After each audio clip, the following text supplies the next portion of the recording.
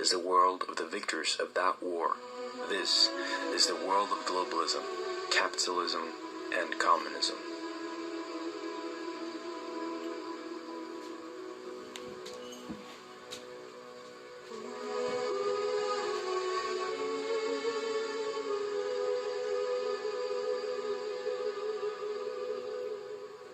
The outcome of World War II decided the fate of our civilization. Countries did not lose the Second World War, but humanity as a whole. Over 60 million people died in the most horrific war in human history. After Germany's defeat, Europe was placed back again under the heel of the bankers, where it remains to this day. The old debt payments originating from the post-Treaty of Versailles was reinstituted in 1948 and was not paid off until 2010. Germany is now totally controlled by the Rothschild, Goldman Sachs, and the Federal Reserve. These same forces of international fury are the very same about which Adolf Hitler tried to forewarn the German people. All of Germany's gold reserves are now held in the U.S. Federal Reserve Bank of New York. Today, the German people find themselves in the same state of economic servitude which Hitler tried to correct. Germany is still paying off war reparations for World War II.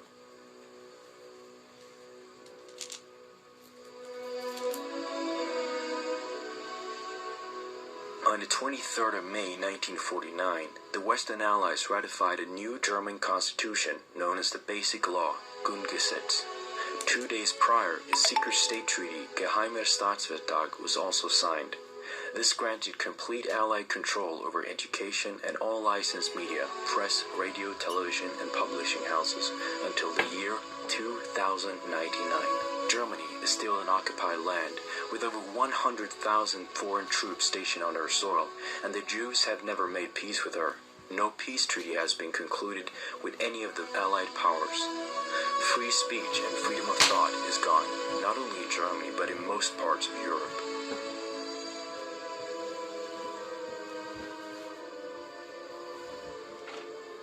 The Jew Martin Schulz, president of the European Parliament, explained, "The new Germany exists only in order to ensure the existence of the State of Israel and the Jewish people."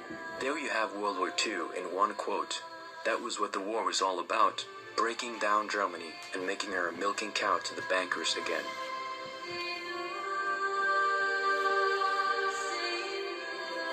The globalist United Nations began with the London Declaration of 12th of June 1941. The name United Nations was coined by Franklin Roosevelt and was used during the Declaration by United Nations of January 1942. On June 26, 1945, the founding charter for the United Nations was signed. At the founding San Francisco conference that established the United Nations, the U.S. official serving as Secretary General was the communist agent Alger Hiss, who was exposed as a Soviet spy in 1948. The UN replaced the globalist League of Nations as the foundation of the globalist New World Order. The UN was put up based upon Karl Marx's Communist Manifesto, but this time, the whole world would slowly be turned into the new Soviet Union. The New World government would now be headquartered in New York on 18 acres of prime real estate donated by the Rockefeller family. This was the final nail in the coffin. International communism had officially won the war. The globalist NATO and EU also came as a consequence from the war as stepping stones to a future world government. The United Nations, the Council of Foreign Relations, the Trilateral Commission, the Bilderberg Group, the Gorbachev Foundation, and the Club of Rome, and many other shadowy fifth column organizations now work together to destabilize the sovereign nations to create a communist world order.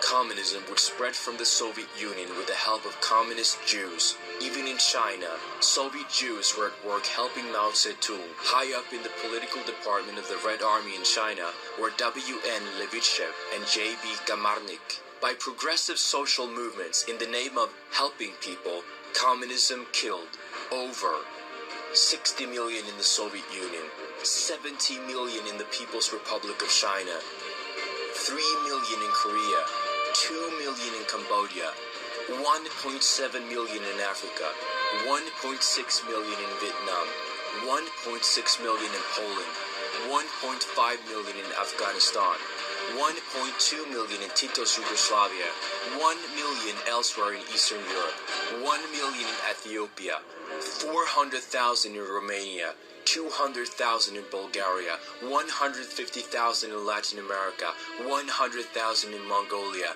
100,000 in Albania, 73,000 in Cuba, 70,000 in the German Democratic Republic, 65,000 in Czechoslovakia, 27,000 in Hungary, 10,000 by communist parties not in power in the international communist movement.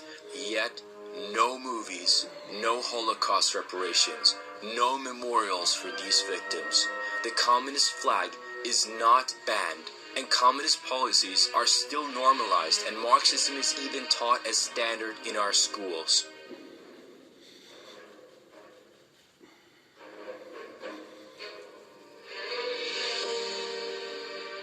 Western civilization that literally took thousands of years to develop with the help of the Romans laying the foundation was destroyed in less than 2 centuries. All healthy societal norms have been broken down.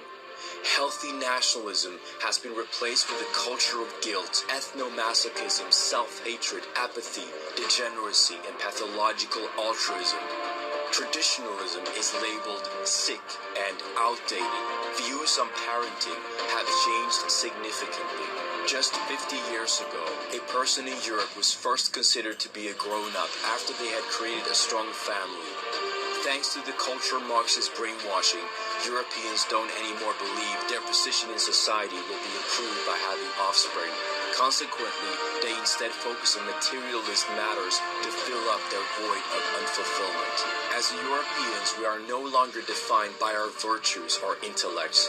We do not longer exist as people with common history, heritage, or values. We have been reduced into rootless, cultureless, genderless, alienated, infertile, over-medicated, and under-educated taxed and debt slaves. We are no longer people defined by our qualities or intellects. We have become soulless machines, taxpayers, and human resources.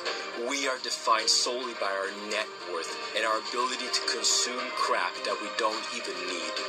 People no longer talk with each other on the streets. We have forgotten everything that meant something to our ancestors. We have lost touch with both our past and our present, and we live in some imaginary fantasy world where happiness is just around the corner, but never really is found. This is the world of blind equality, where all sexes, races, cultures, ethnicities are the same in one homogeneous, rootless gray goop. Each individual is the same. Without roots, identities, or cultures, we will be exploited by the tyrannical global elite. Our identities are installed into us by the state instead of our parents. Our people are stripped of a past to defend in our future. The European spirit that was rooted in vital institutions such as family, farm, folk, and the community has been totally wiped out. We are no longer defined by common cultures, traditions, bloodlines, and set of everlasting values. We are not united in our desire to protect our culture and way of life. This is our modern world. This is the world of consumerism, nihilism, hedonism, and empty materialism.